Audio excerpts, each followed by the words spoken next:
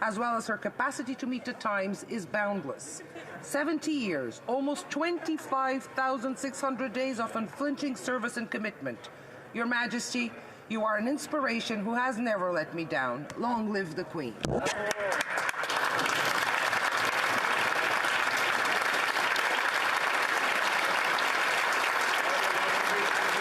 Oral questions. Question orale. The Honourable Leader of the Opposition.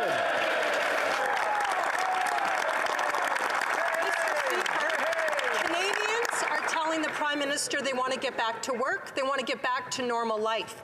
That's why we're seeing demonstrations not only in Ottawa but right across the country. The Prime Minister has caused division by overtly politicizing vaccines and the pandemic and calling these Canadians names. And now he's saying these protests really aren't his problem. They're the provinces or maybe even the cities. When will the Prime Minister stop hiding, show up for Canadians, show some leadership, and fix the mess that he's created? The Honourable Minister.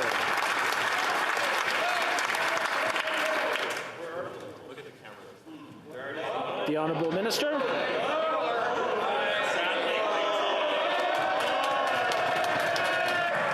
Thank you, Mr. Speaker, and I appreciate the question. I think that what we have to ask at this moment in time is what needs to get done to get Canadians safe and out of this pandemic. And what we know is the best way we can get out of this pandemic is to get vaccinated. We're all tired.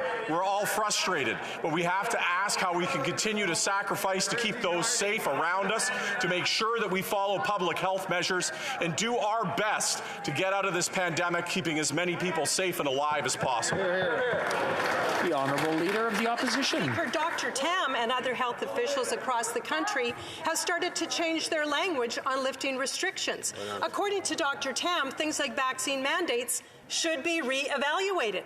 Countries around the world have started to lift restrictions or actually end them altogether. So can the Prime Minister tell Canadians today when the government will quickly respond to our public health officials and begin to lift all the restrictions that they've imposed on Canadians?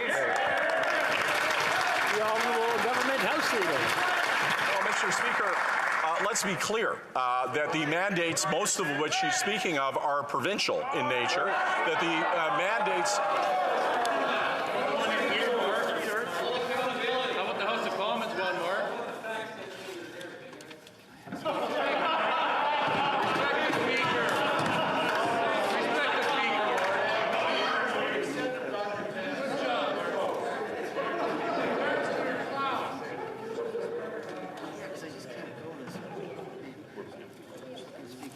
Can we go ahead? Okay. The Honourable Leader of the Opposition just asked a question. She'd like to hear what has to be said in response to her question. Please let the Honourable Government House Leader answer so she can hear it. The Honourable Government House Leader. Mr. Speaker, I heard some yelling that they want to end the mandate for truckers to be able to get vaccinated, but I would point out to the honourable members across that the rule exists in the United States, that even if it didn't exist in Canada, they would have to have it in order to enter the United States. Here are the plain and simple facts. Canadians need straight talk about how to get out of this pandemic.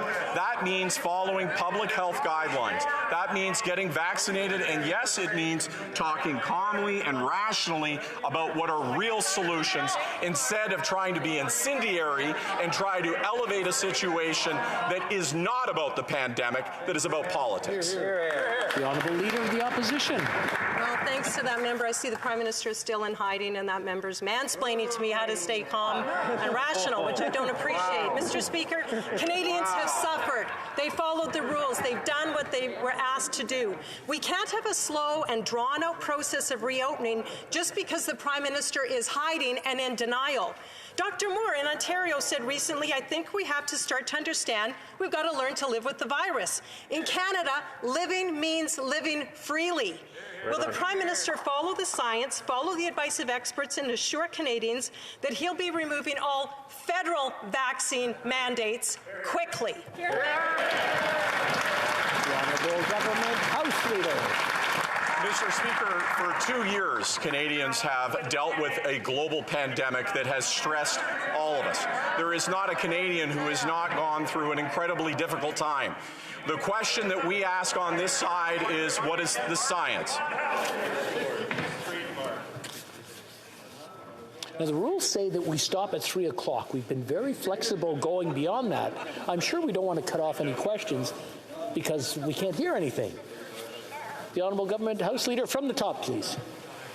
Mr. Speaker, we need to follow science. We need to very closely look at what is the best way to get out of this pandemic using evidence, not politics. We are not in a place where we can afford to play games with public health. Instead, we have to take each step one at a time. The reality is our beleaguered healthcare workers who are on the front lines in hospitals, in healthcare settings across the country are tired. Our hospitals are full. All of us need to step back and ask how we can sacrifice and do everything we can to get out of this following the best public health advice. L'honorable député de Mégantic-L'Érable.